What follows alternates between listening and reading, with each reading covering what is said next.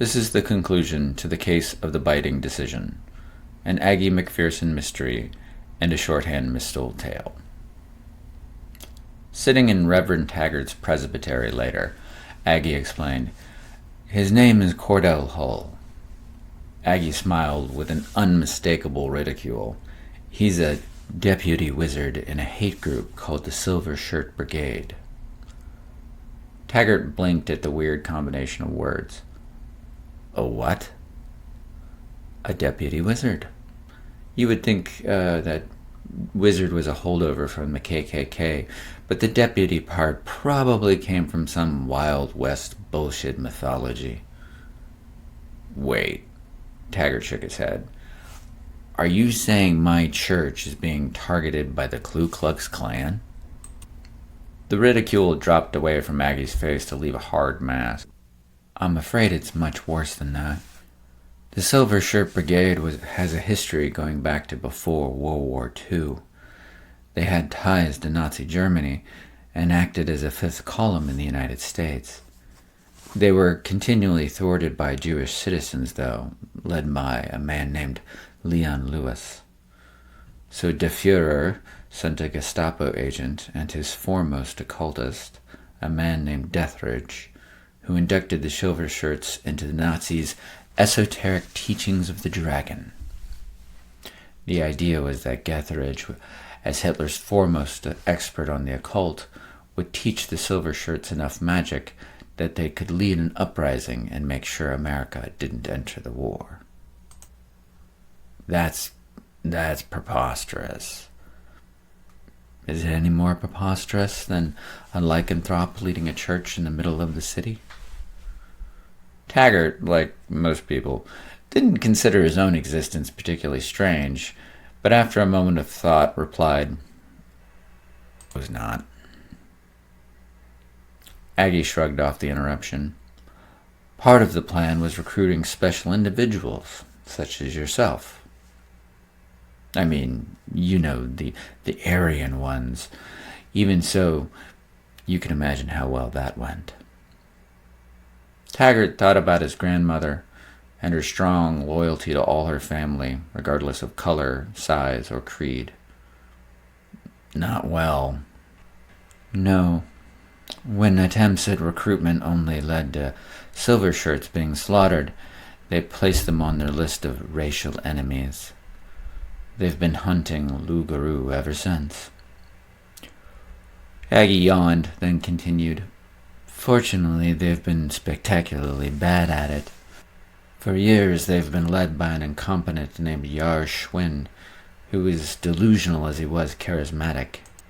The corner of Aggie's mouth twitched downward, its minuteness causing an inverse amount of dread in Taggart. "Unfortunately, Yars died not long ago, and the Silver Shirts have been taken over by a man named Haddo." "Haddo who?" "Just Haddo, as far as I can tell, which is impressive. I can find out most things I put my mind to.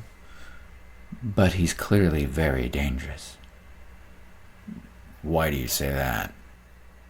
Out of her coat, Aggie took a long root, preserved in a plastic bag, so its many dry, small bristles stuck to it like tributaries.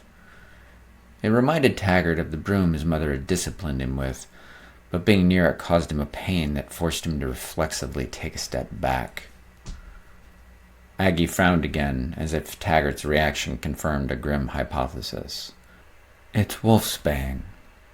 If Haddo has been having the Silver Shirts somehow slip this to you, and I can't imagine any other reason they'd have it, it would explain your—" Aggie stopped, her expression softening as she diplomatically recalled Taggart's own words. "The impulse control issues you've been experiencing of late." At this proximity, Taggart found the smell of the root overwhelming, and he could only gesture for Aggie to put it away. She returned it to the large zip bag she had taken it from. When his mind had cleared of pain and he could breathe again, Taggart asked, "So what do we do now?"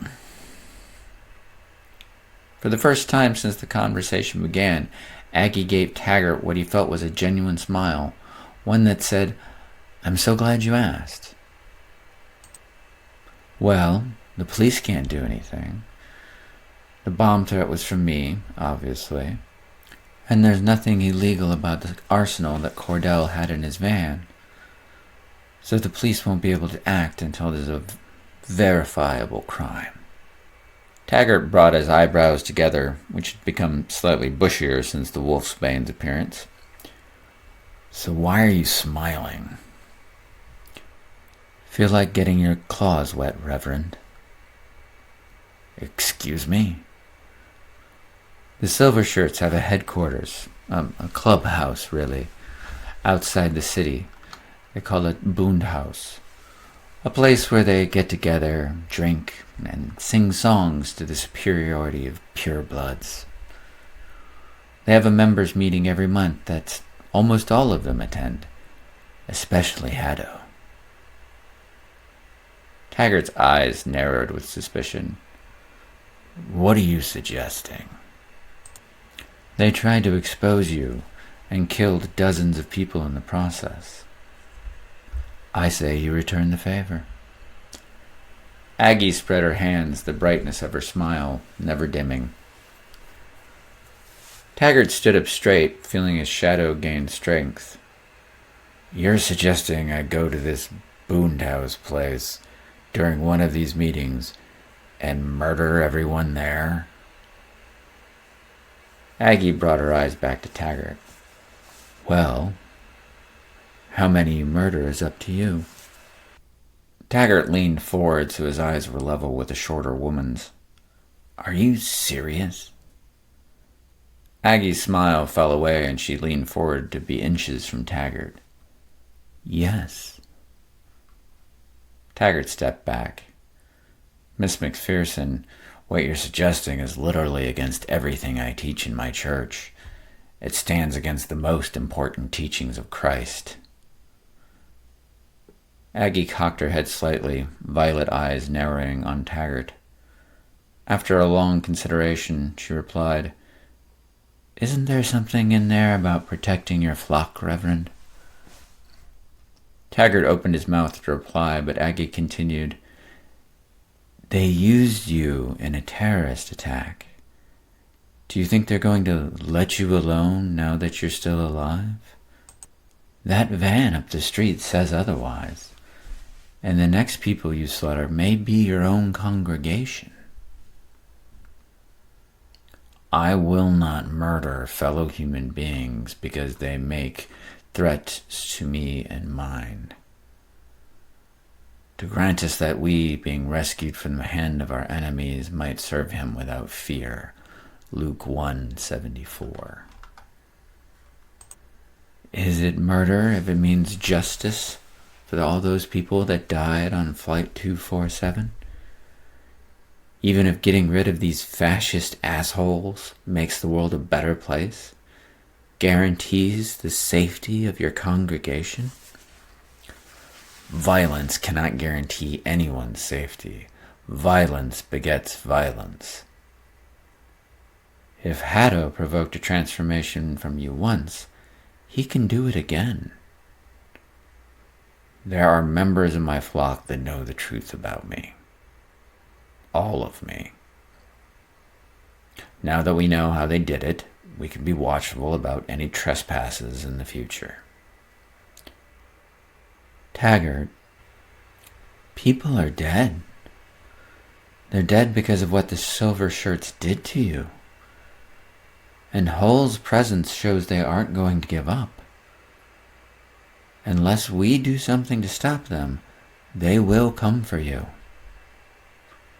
Are you willing to accept the consequences of how many people might suffer when that happens?" "I will not violate the teachings of Christ, the teachings I live by, because they are difficult. It is because they are difficult that makes them worth living." Taggart stared at the door of his office. "And teaching. And what if they attack your church directly? What if someone like Hull walks in with a semi-automatic rifle and just starts plugging people. Are you just gonna stand there and preach at him? That is a very different situation than premeditated murder. Not to the people on Flight 247. Miss Taggart stops himself and breathes deep. Aggie, unless you have an alternative to offer, this conversation is over. Aggie mirrored the Reverend, taking in a long inhalation and holding it while closing her eyes, only to open them with a series of quick blinks. Okay. I've done what I can. Reluctant to let someone who had helped him leave unsatisfied, Taggart asked, We never discussed your fee. Aggie paused, a quick calculation in her eyes. That passed, though, and she pulled on her coat, one sleeve after the other. Keep it. Use it for additional security. I know a brouhaha in the Hill District that can help set up some wards that might keep Haddo's tricks away. That would be very useful, thank you. Taggart bowed slightly, humbled by the generosity of someone that he disagreed with. Aggie sighed heavily, expelling a dissatisfaction Taggart could practically smell. And get some wolves around here? Excuse me? Some armed security. The police will keep an eye on things for a while, but Haddo will be smart enough not to have the silver shirts do anything until their attention goes elsewhere. Almost as an admonishment, Aggie added, Get some wolves around here. You've got too many sheep. At the door, Aggie paused, a hand on the doorknob. She stared at the floor. From having had several difficult conversations in his office, Taggart recognized the expression of someone struggling to find something more persuasive to say, something that might make a change. Instead, though, she lifted her gaze to look Taggart in the eye and said, May God bless you, Reverend Taggart. And then she was gone.